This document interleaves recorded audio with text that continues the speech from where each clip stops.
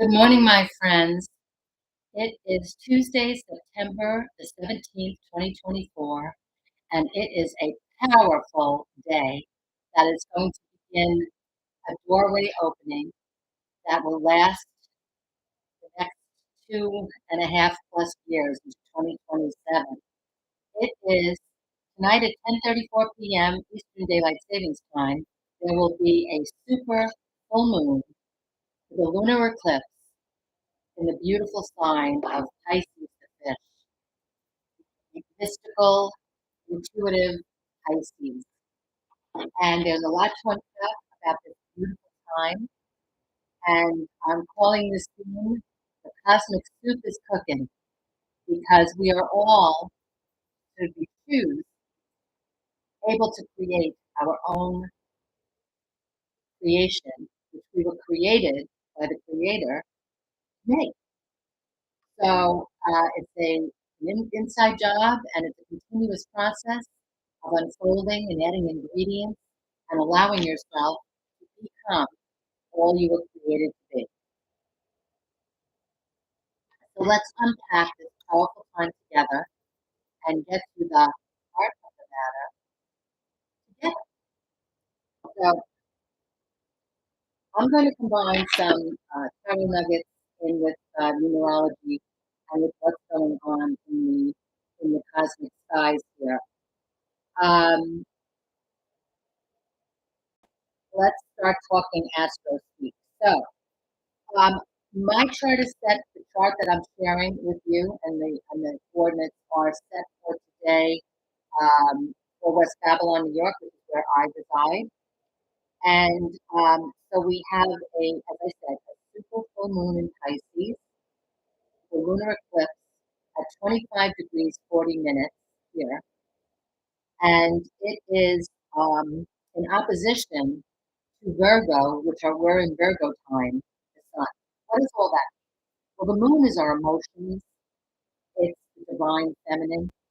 It's how we receive love and get nourished. I happen to have a natal in my birth chart, Pisces moon.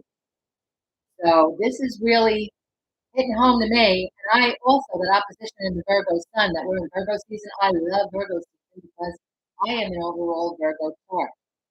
And so all themes Virgo. Let's talk about these two themes in opposition to one another. Because when you have opposing planets or planetary luminaries like the moon and the sun, direct opposition to one another, there is an opportunity for deeper exploration. And what are we exploring? The sun in Virgo is our personality, our action. And the sign of Virgo is about service, it's about health. It rules the sixth house. It's our pets. It's daily disciplines and daily activities.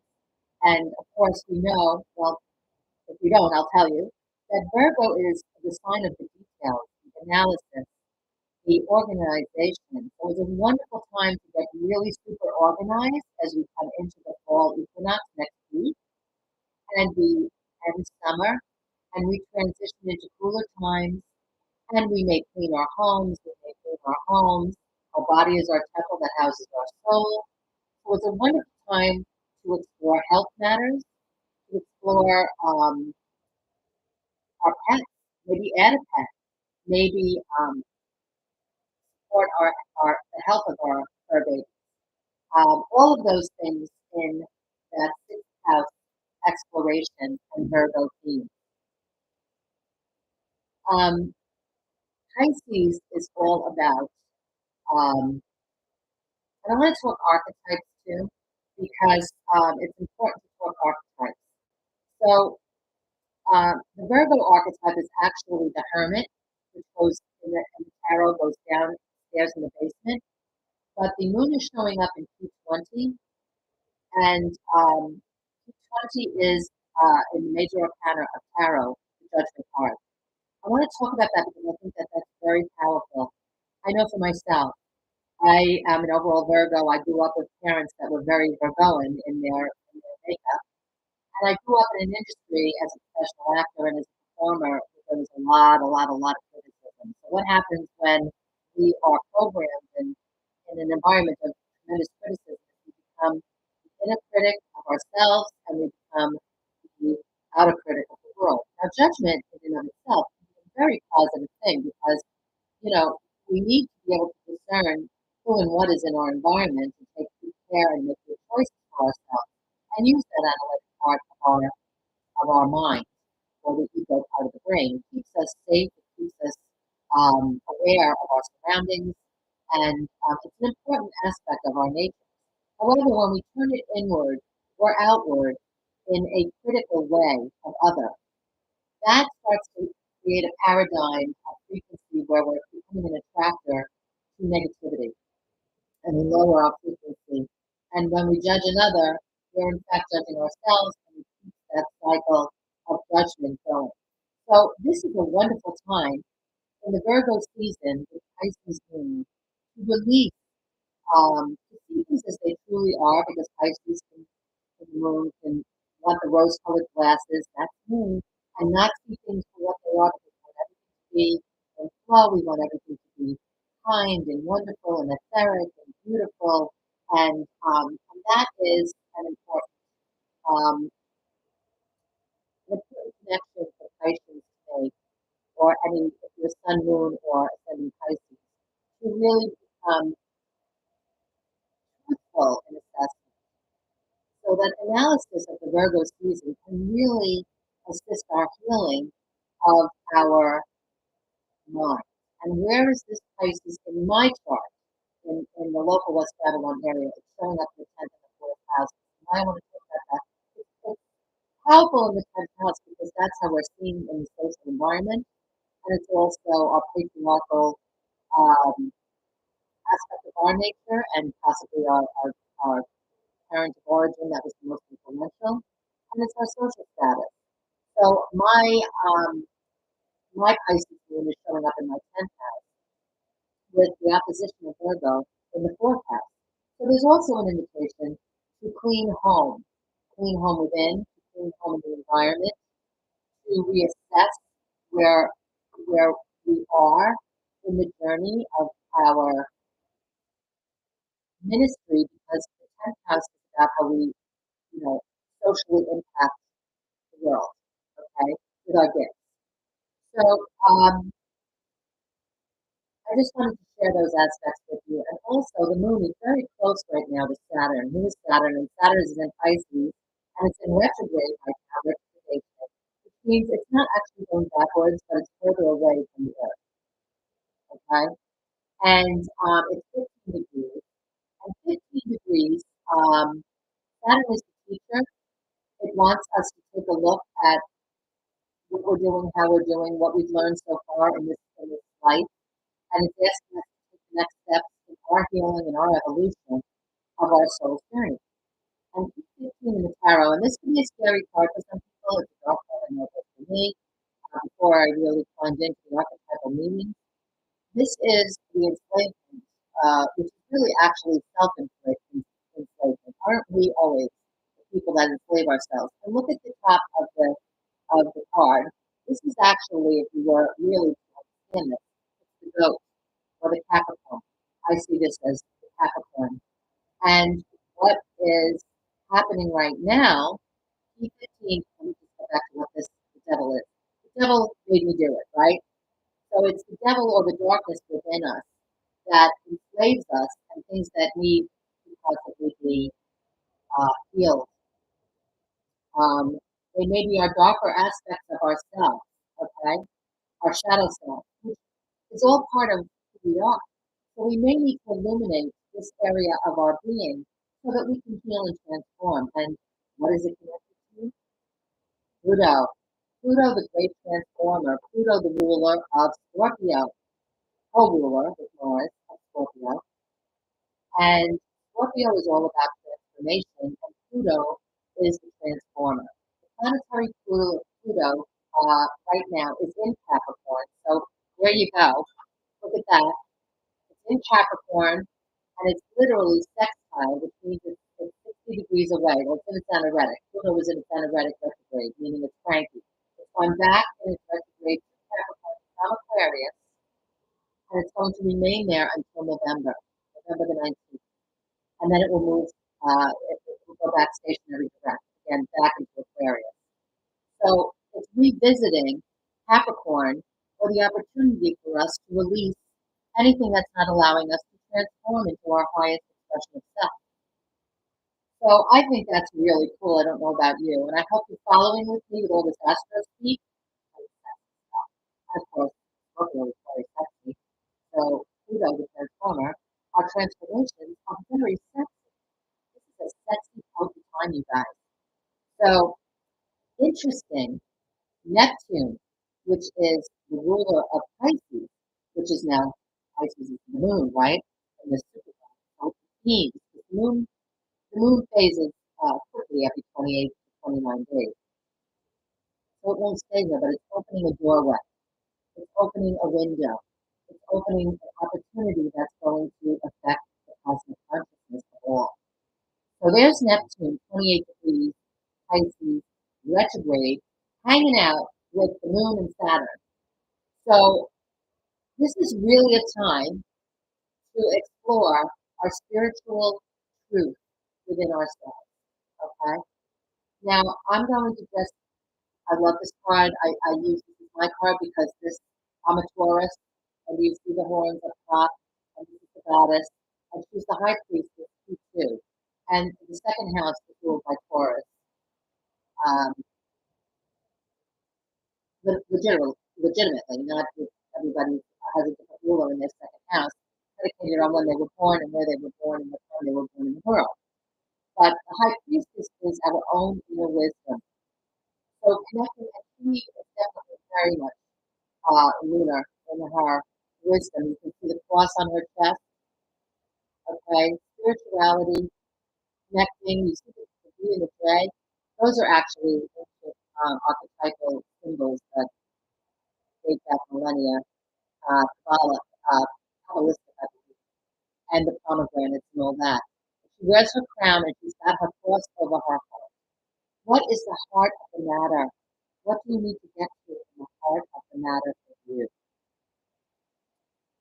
Oh, there's so much to unpack here. The nodal axis, which is the north node, these are cross points in charts.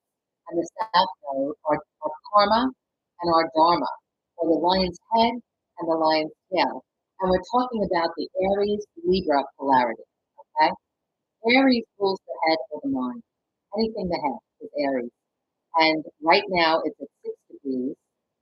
And in my chart, it's in the 11th house of um, social groups or others or our social impact. And P6 is the lover's power. Why did I want to pull this up? Because the lovers is about choice. It can be about relationships, and I'll discuss that in a moment. But it's also about choices that we make. And there's a choice at hand that we can make. And mind matters. So there's opportunities here because in that 11th house with the nodal chart, nodal Aries, is Chiron, the wounded healer. And Chiron is also retrograde in Aries. Asking us to look at our mind, how we think. Do we use our head? Off with the head, you know? It's a time of reminding ourselves who we truly are. There's so much more to say, and my goodness, I've already been chatting for quite a bit. I want to talk about Uranus. Uranus is the planet that rules Aquarius, and Aquarius is big themes that are coming up and big themes now. And in my natal chart in the 12th house, so it's a lightning bolt planet. It comes in and it wants to send shock waves so that attention is paid. It kind of shakes everything up, almost like the tarot would, the tarot card in the major arcana. And it's in Taurus. So that's in the physiology. The Taurus is also about our bodies, so we can have health themes. It may be our daily choices for what we're ingesting. Koreans love their food, their fine wine, their things. All 12th house matters, things that are hidden, things that may be hidden from us, things that we hide from others, things that we do in the privacy of our own inner sanctum. And that Taurian is also about our self worth and our self value. Now, interesting, Taurus rules the second house, and second house is where Mars resides right now. And again, West Babylon in my natal chart. You can look and see, or take an appointment with me on where it would be for you in this transit house. So Mars is in Cancer, and it's crabby in Cancer. That is not Mars's natural state. Mars's natural state is either in Aries, the I am, the first house, or in the original ruler of Scorpio before Pluto was discovered in 1937, I believe. So Mars is an action Jackson, and in Cancer, that's such a watery, emotional, nurturing, nourishing planet. So it's a little bit out of elemental action in its ultimate expression as it sits in that second house, asking for some self-nourishment, some evaluation, and some attention to be put on that self. The I have, the I, how I earn my money, how I value myself. Okay, so there's a theme here.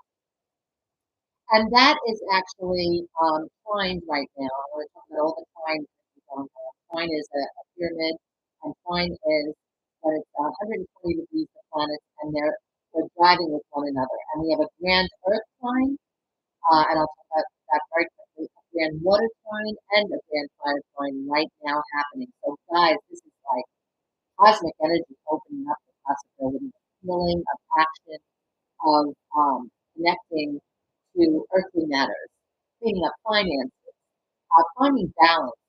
And Venus is in Libra, that's her home kingdom in the fifth house of everything that rules romance, everything that rules children. And Venus is how we love, Venus is how we accept love. And she's in her natural sign of Libra, who wants to create beauty all around, wants to experience beauty and fun, and yet do it in a balanced, harmonizing way. Okay, so it's that harmony. Now, Scorpio is ruling the sixth house right now, and that Scorpionic rulership is definitely asking us to take a look at what we need to transform in sixth house matters, which is Virgo season. I discussed it, opening up with that, with our health, our well-being, how we approach our daily life, what we do every day. Maybe it's time to change up some things and not be so zombie apocalypse about my list of things to do. Because let's face it, there is not a respectable Virgo out there that doesn't operate from this. Well, maybe there's I'm not. So it's about organization, as I mentioned, and health matters. There's a big, big opportunity here to work on your emotional, your physical, and your spiritual aspect of self to evolve to highest order. And while we're talking about that, the midheaven is in the shock planet, the tech planet, the humanitarian planet of Aquarius.